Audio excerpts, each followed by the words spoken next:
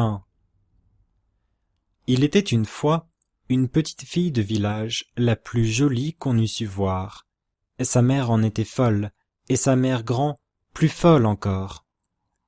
Cette bonne femme lui fit faire un petit chaperon rouge qui lui seyait si bien que partout on l'appelait le petit chaperon rouge. Un jour, sa mère ayant cuit et fait des galettes, lui dit « Va voir comment se porte ta mère grand, car on m'a dit qu'elle était malade. Porte-lui une galette et ce petit pot de beurre. » Le petit chaperon rouge partit aussitôt pour aller chez sa mère grand, qui demeurait dans un autre village. En passant dans un bois, elle rencontra compère le loup, qui eut bien envie de la manger. Mais il n'osa, à cause de quelques bûcherons qui étaient dans la forêt. Il lui demanda où elle allait. La pauvre enfant, qui ne savait pas qu'il est dangereux de s'arrêter à écouter un loup, lui dit « Je vais voir ma mère grand et lui porter une galette avec un petit pot de beurre que ma mère lui envoie. »« Demeure-t-elle bien loin ?» lui dit le loup. « Oh oui, dit le petit chaperon rouge, et c'est par-delà le moulin que vous voyez tout là-bas, à la première maison du village. »« Eh bien, dit le loup, je veux l'aller voir aussi. Je m'y en vais par ce chemin ici, et toi par ce chemin-là, et nous verrons qui plus tôt y sera. » 2. Le loup se mit à courir de toutes ses forces par le chemin qui était le plus court, et la petite fille s'en alla par le chemin le plus long, s'amusant à cueillir des noisettes, à courir après des papillons, et à faire des bouquets des petites fleurs qu'elle rencontrait. Le loup ne fut pas longtemps à arriver à la maison de la mère grand. Il heurte. « Toc, toc. Qui est là ?»« C'est votre fille, le petit chaperon rouge, » dit le loup, en contrefaisant sa voix, « qui vous apporte une galette et un petit pot de beurre que ma mère vous envoie. » La bonne mère grand, qui était dans son lit à cause qu'elle se trouvait un peu mal, lui cria. « Tire la chevillette, la bobinette, cher rat. » Le loup tira la chevillette et la porte s'ouvrit. Il se jeta sur la bonne femme et la dévora en moins de rien, car il y avait plus de 3 jours qu'il n'avait mangé.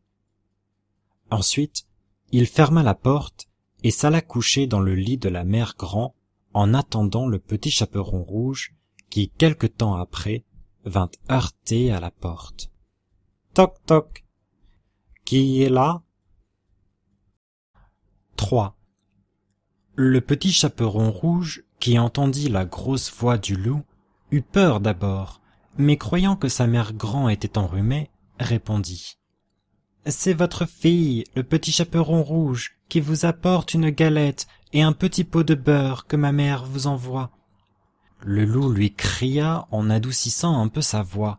« Tire la chevillette, la bobine, cher rat. » Le petit chaperon rouge tira la chevillette et la porte s'ouvrit. Le loup, la voyant entrer, lui dit en se cachant dans le lit sous la couverture « Mets la galette et le petit pot de beurre sur la huche et viens te coucher avec moi. » Le petit chaperon rouge se déshabille et va se mettre dans le lit, où elle fut bien étonnée de voir comment sa mère grand était faite en son déshabillé.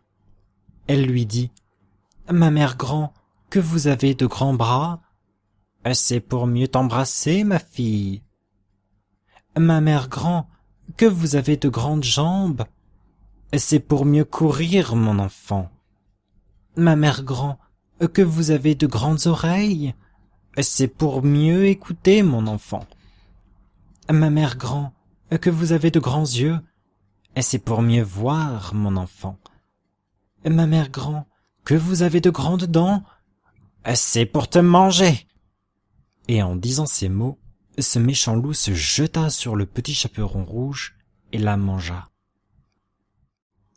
4. Moralité. On voit ici que de jeunes enfants, surtout de jeunes filles, belles, bien faites et gentilles, font très mal d'écouter toutes sortes de gens, et que ce n'est pas chose étrange s'il en est temps que le loup mange. Je dis le loup, car tous les loups ne sont pas de la même sorte. Il en est d'une humeur accorte, sans bruit, sans fiel et sans courroux, qui privés, complaisants et doux, suivent les jeunes demoiselles jusque dans les maisons, jusque dans les ruelles.